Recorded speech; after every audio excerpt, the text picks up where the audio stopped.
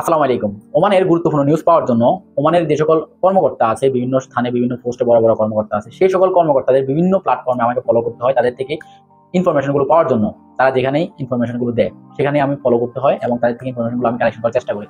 তো গতকালকে একটা পোস্টে আমার চোখ আটকে গেল এবং এটা দেখার সাথে সাথে আমার মাথায় আসলো যে ওমানি মানুষজন কি বাংলাদেশিদেরকে অপছন্দ করে? ওমানি যে সকল নাগরিকরা আছে, ওমানি নাগরিকরা কি বাংলাদেশিদেরকে অপছন্দ করে? তার কারণ হচ্ছে পোস্টটাও নেগেটিভ বাংলাদেশিদের নিয়ে এবং সেখানে প্রচুর পরিমাণে মন্তব্য বাংলাদেশিদের নিয়ে নেগেটিভ মন্তব্য করেছে।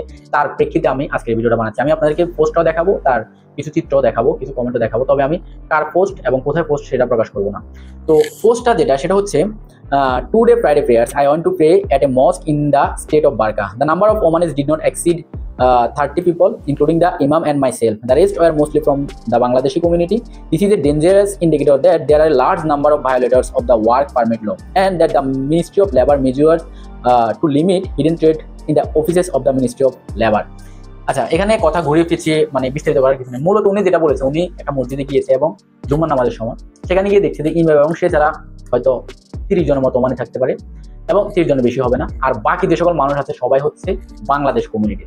আর মানে বেশিরভাগ হচ্ছে বাংলাদেশ কমিউনিটি। তো এটাতে মানে উনি বুঝতে পেরেছেন যে ওমানে কি পরিমাণ অবৈধ লোকজন আছে, অবৈধ মানে মানুষজন অবৈধ। তো এখানে নেগেটিভ পজিটিভ দুই ধরনের কমেন্ট আছে। আমি প্রথম পজিটিভ কমেন্ট বলি, যেহেতু উনি জানে না এই যে মানুষগুলো নামাজ পড়তে গেছেন তো আর একজনের পতাকা ধরে চেক করেনি, তাহলে বুঝলো কিভাবে যে এরা অবৈধ বা এরা লেবার ল ভায়োলেশন করছে।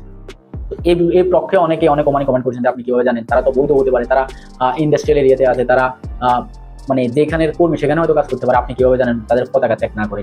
আর অনেক মানুষ আছে যে নেগেটিভ কমেন্ট করছে বাংলাদেশিদেরকে নিয়ে। এটা আমার একটু চোখে পড়েছে যে প্রচুর ওমানি নেগেটিভ কমেন্ট করছে এবং সেখানে বলা হচ্ছে যে মসজিদ থেকে বাংলাদেশিরা অনেক সময় জুতো চুরি করে নিয়ে যায়, তারপর হচ্ছে বাড়ির সামনে কোনো কিছু পড়ে থাকতে পারে না, এরা উঠিয়ে নিয়ে যায়, তারপরে হচ্ছে কোনো প্রাণী ধরেন ছাড়া থাকলে এরা চুরি করে নিয়ে জবাই করে খেয়ে ফেলে, বা এই ধরনের বাংলাদেশিদেরকে নিয়ে অনেক নেগেটিভ কমেন্ট দেখেছি। তো এটা দেখার কারণে আমার কাছে মনে হলো যে ওমানি কি বেশিরভাগ ওমানি কি বাংলাদেশিদেরকে অপছন্দ করি না। প্রত্যেকটা মানুষেরই ব্যক্তিগত মতামত আছে, এটা শুধুমাত্র ওমানে না, বাংলাদেশ ওমান যেখানে যান, গ্রামে শহরে যেখানে যাবেন, প্রতিটা সমাজে প্রতিটা গ্রামেই ভালো এবং খারাপ মিশ্রিত আছে। কিন্তু যখন একটা কমিউনিটি, নির্দিষ্ট একটা কমিউনিটির মানুষকে, একটা নির্দিষ্ট কমিউনিটির বেশিরভাগ মানুষ একটু মানে নেগলেক্ট করে কথা বলে বা একটু দৃষ্টিকটুভাবে দেখে, তখন আসলে এটা আসলে উদ্বেগজনক বিষয় যে আসলে কি আমাদেরকে অপছন্দ করে কিনা তারা।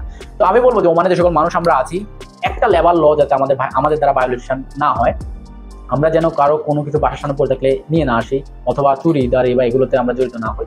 এমনিতেই মানে আমাদের বদনাম আছে, যদিও আমরা তেমন কিছু করি না, বড় বড় অকারেন্সগুলো অন্য দেশের ন্যাশনালিটি করে।